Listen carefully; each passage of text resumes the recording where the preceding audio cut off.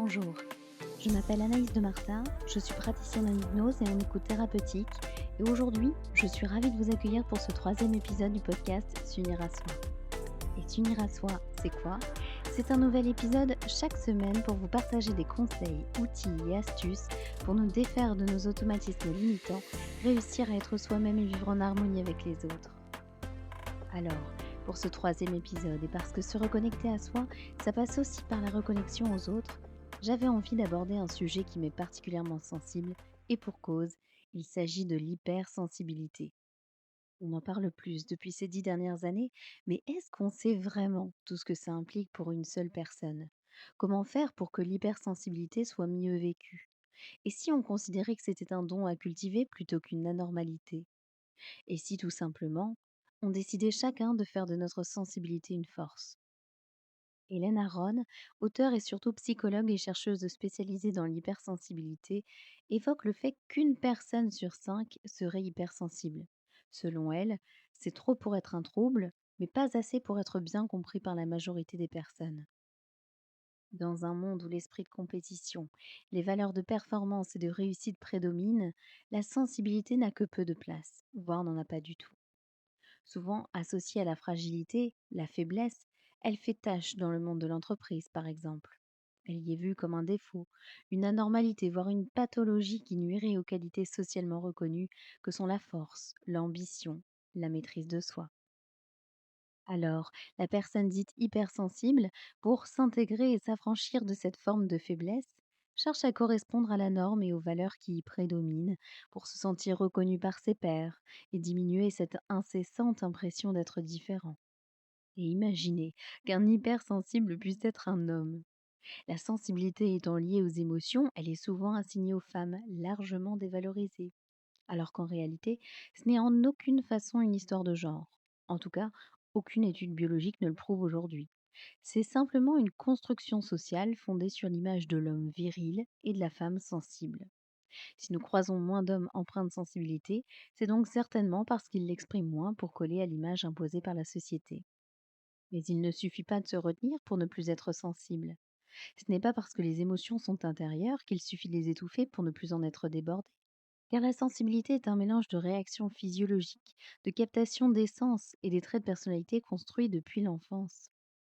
D'ailleurs, les personnes qui ont développé le syndrome du sauveur au sein d'une famille dysfonctionnelle peut provoquer une dette affective par manque d'amour. Il aura donc plus de mal à réguler ses émotions et aura une sensibilité accentuée.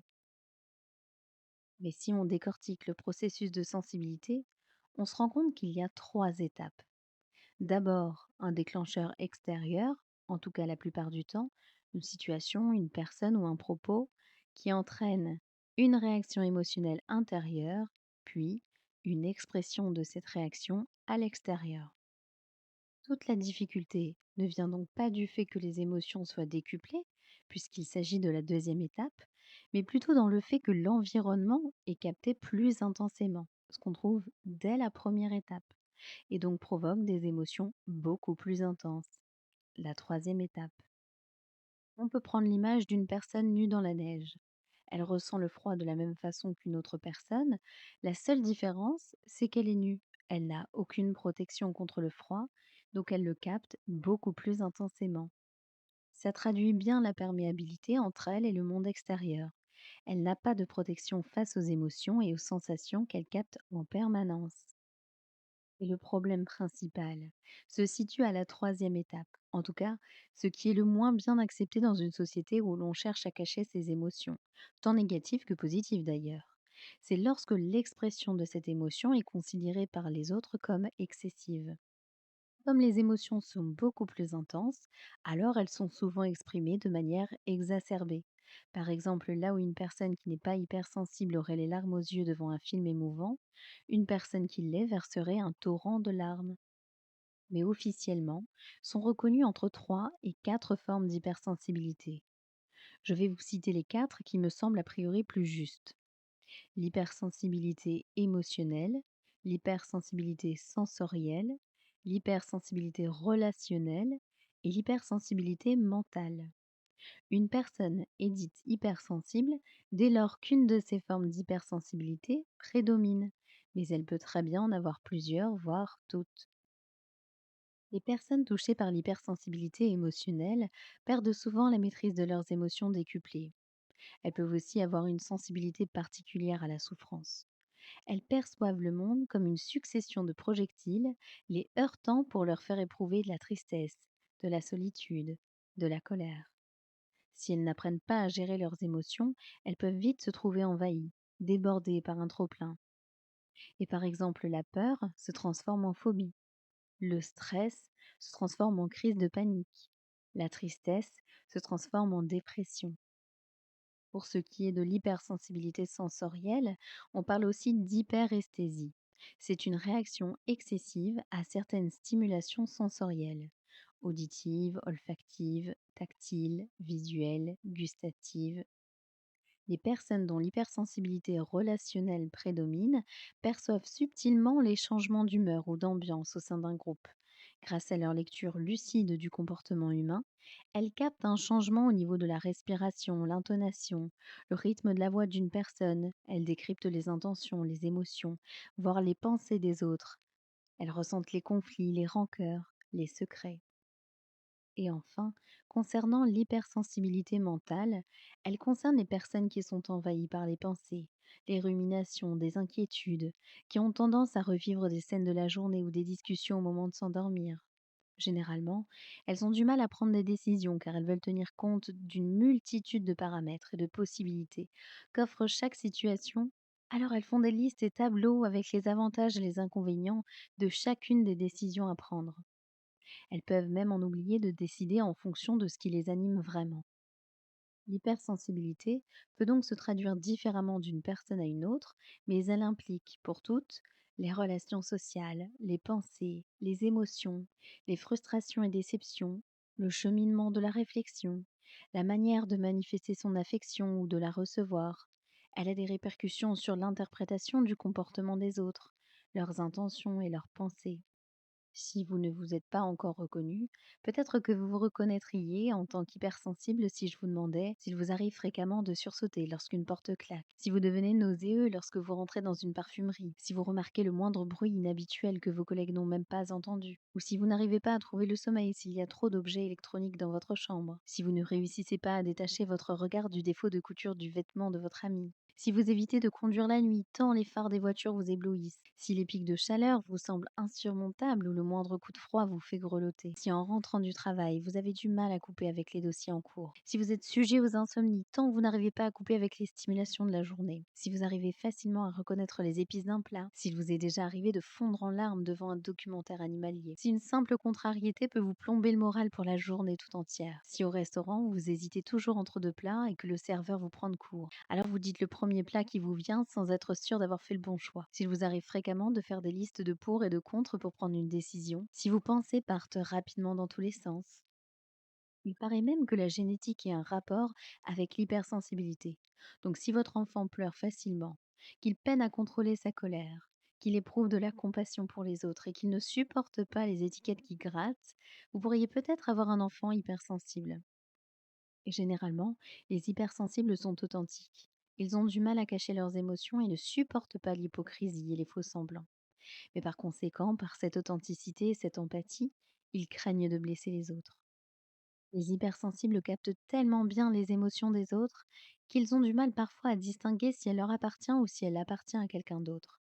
Ça peut même aller jusqu'à fragiliser leur identité parce que dans une telle confusion d'émotions, ils arrivent à douter de leur propre ressenti et donc d'eux-mêmes. Prenons l'exemple d'un projet commun entre collègues dont l'un serait hypersensible. L'un d'eux peut être angoissé par le rendu à faire auprès de la direction dans le délai imparti, et l'autre, hypersensible, capte cette angoisse tellement fort que sans s'en rendre compte, il se l'approprie. Alors qu'initialement il était plutôt confiant, il en vient donc à douter de lui-même et de ses capacités de réussite. Il faut aussi rappeler que pour les hypersensibles, tout est exacerbé et qu'un trop plein d'émotions peut créer une surcharge émotionnelle et entraîner non seulement un sentiment de culpabilité, je ne sais pas gérer mes émotions, je ne devrais pas réagir comme ça, je n'ai pas réussi à faire face, mais aussi un sentiment de vulnérabilité face au monde extérieur, c'est trop pour moi, ou encore un sentiment de honte. Je n'aurais pas dû réagir comme ça, qu'est-ce qu'ils vont penser de moi maintenant? La crainte du regard des autres, de leur jugement, entraîne le plus souvent une perte d'estime de soi chez les hypersensibles. Et ce qui peut leur paraître difficile aussi, c'est de ne pas pouvoir s'en empêcher, donc de se sentir incapable de s'en protéger. Bref, ce n'est pas chose facile d'être hypersensible dans ce monde de brutes.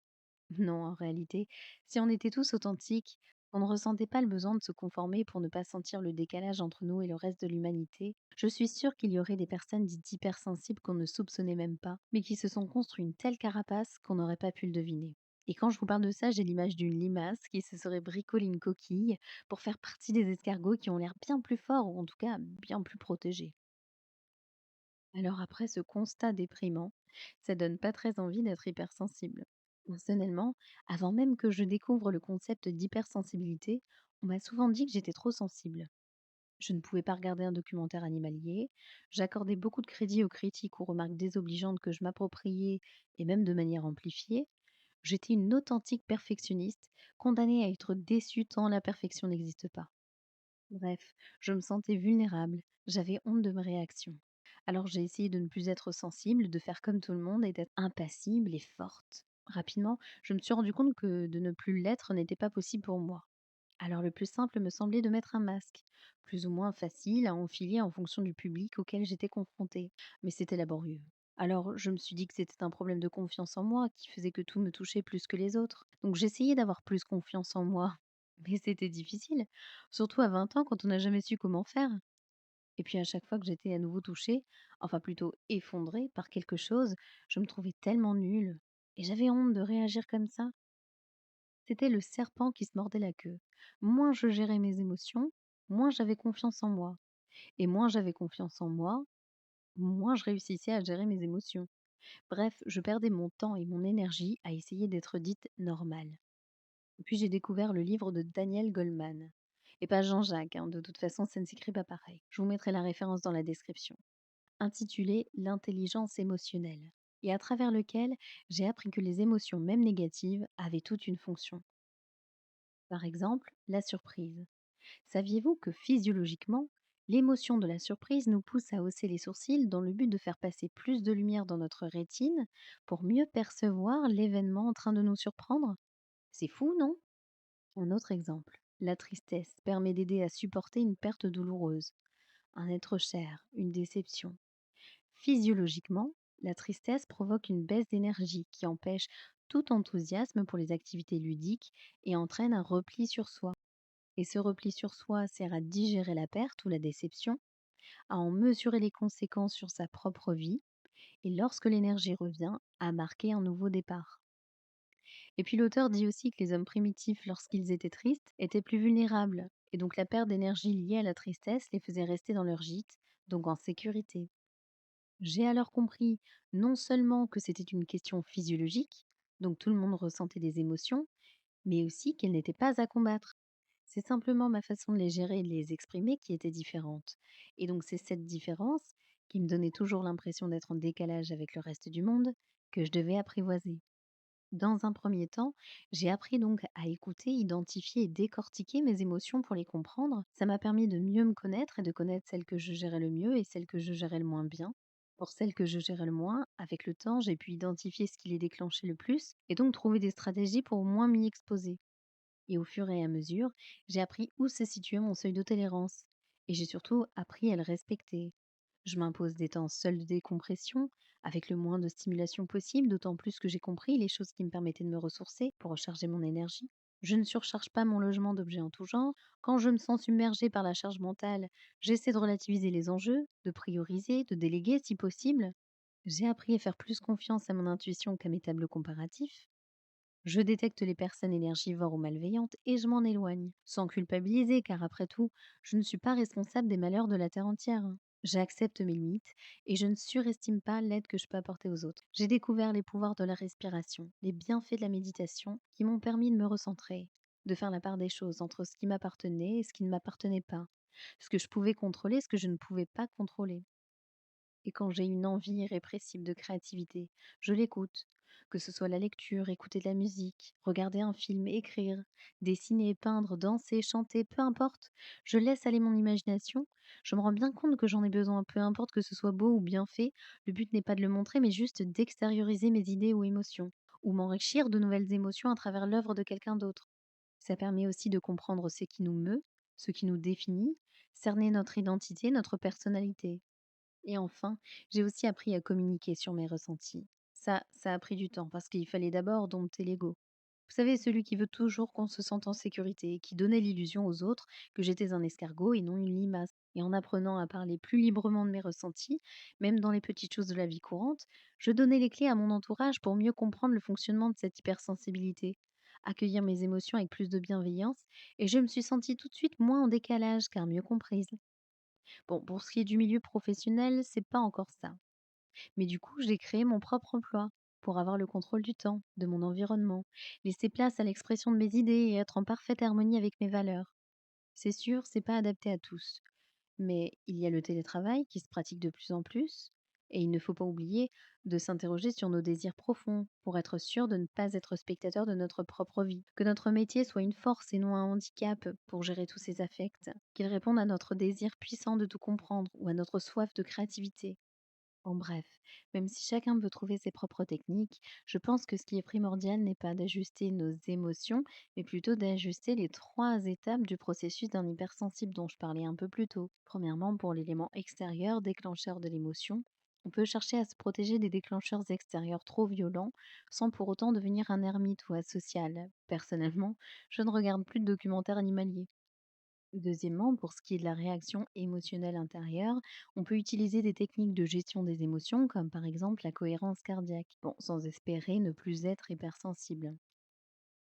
Et enfin, troisièmement, concernant l'expression de l'émotion, je pense qu'il faut apprendre à exprimer ses émotions de manière claire et autant qu'elles puissent être accueillies par là où les personnes présentes. Plus la sensibilité est expliquée, plus elle est comprise.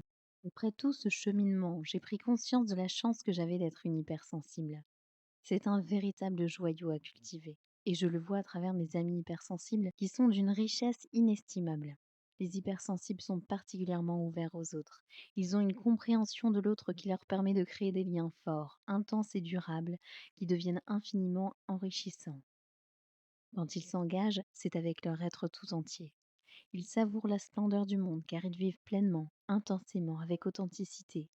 Ils se réjouissent de petits détails insignifiants auxquels personne ne prête attention, comme la poésie du paysage, la mélodie d'un paysage. Ils ont accès à un répertoire d'impressions, de sensations, de nuances et de subtilités propices à l'inventivité. Ils savent faire preuve d'une grande créativité, d'une grande curiosité, qui leur permet par exemple dans le milieu professionnel de proposer des idées argumentées et innovantes. Grâce à leur vision exhaustive, ils auront pris en compte les multiples aspects d'une problématique, dont certains détails que personne n'aura remarqués. Bien sûr, tous ces aspects sont plus ou moins développés selon les individus, mais ils ne demandent qu'à grandir et se révéler. Ça paraît évident, mais quand on parle d'hypersensibilité, on parle de sensibilité, le propre de l'humain. Donc tout le monde en est doté.